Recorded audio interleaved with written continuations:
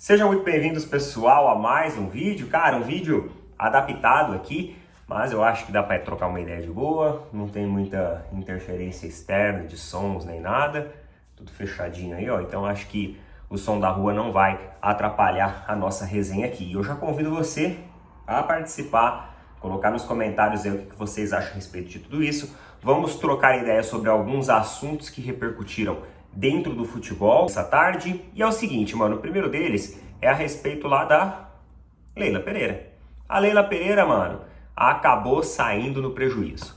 Por que ela saiu no prejuízo? Porque lembra do assunto lá do avião, que o avião deu problema, que pousou, mas não decolou. Então, no final das contas, o Palmeiras parece que teve que fretar um voo paralelo com outra aeronave, e ainda parece que não resolveu o problema da manutenção da aeronave da Leila. Então agora a Leila, cara, como ela estava cobrindo todos os gastos do Palmeiras, inclusive ela apresentou ao Conselho Deliberativo que ela iria cobrir todos os custos operacionais desta aeronave, até porque ela não pode realizar o serviço de fretamento ainda, porque não existe uma licença comercial, ainda está em processo, em tramitação a liberação dessa licença. Então ela foi lá e ela vai tirar do próprio bolso e vai assumir todos os gastos externos aí que irão acontecer.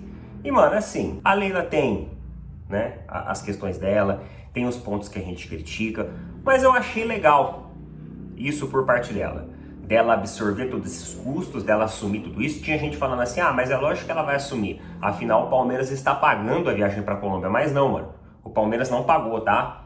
Ela já estava pagando completamente os custos operacionais de piloto, combustível, taxa de aeroporto, enfim, todos esses custos aí ela estava cobrindo. Então esses custos que vão ser além agora, que aconteceram aí, vão ter que acabar fretando uma aeronave, então vai ser um custo dobrado, ela vai assumir a bronca e ela vai cobrir. Então eu sei que a gente critica e tudo mais, a gente sempre fala, sempre pontua aqui, mas assim, cara, eu acho que isso foi legal, tá? Eu acho que isso foi legal da parte dela. Outro assunto que a gente tem também é em relação à questão do Gustavo Gomes.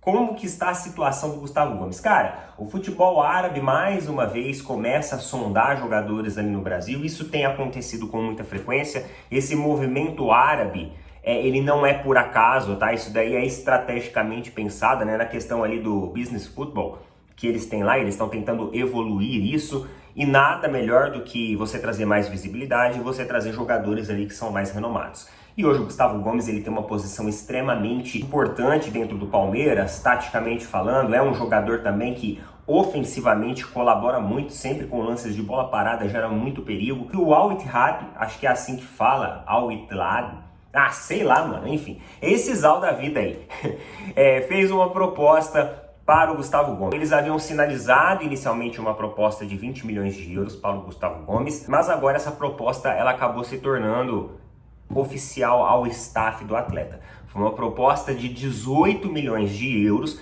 que eles estão oferecendo, só que mais uma vez a diretoria do Palmeiras já falou que não vai vender o jogador, que não tem interesse em vender o jogador.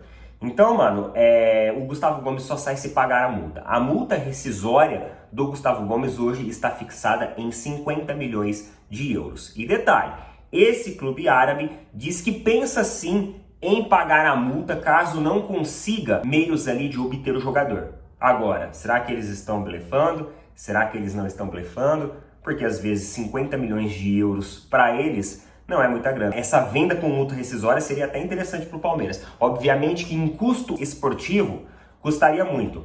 Custaria muito porque o Palmeiras está aí na Libertadores. Tem Campeonato Brasileiro e você perdeu o Gustavo Gomes, é a certeza de que você vai ter a dupla de zaga formada ali com o Luan e Murilo. E você sabe o Luan. Então assim, se por um lado o valor enche os olhos, esportivamente falando, não é nada interessante. Porém, se eles pagarem, se o jogador e staff acordarem e eles pagarem essa multa rescisória, aí não tem o que fazer, mas eu acho que não. Eu acho que é um migué, eles não vão colocar toda essa grana não. E o último assunto aí do dia, vocês viram que lançaram a camiseta do Palmeiras ali, camiseta da Puma, e você viu que sempre existe um merchan que eles realizam ali com os jogadores. E você percebeu que o Dudu não participou desse merchan. Isso porque o Dudu hoje, ele tem um contrato com a Adidas. Ele é patrocinado pela Adidas, inclusive a chuteira que ele utiliza em campo é da Adidas, e ele tem esse contrato. Só que ele está pensando em rescindir esse contrato. Por quê? Porque ele não está satisfeito com a qualidade das chuteiras que ele vem utilizando ao longo do jogo.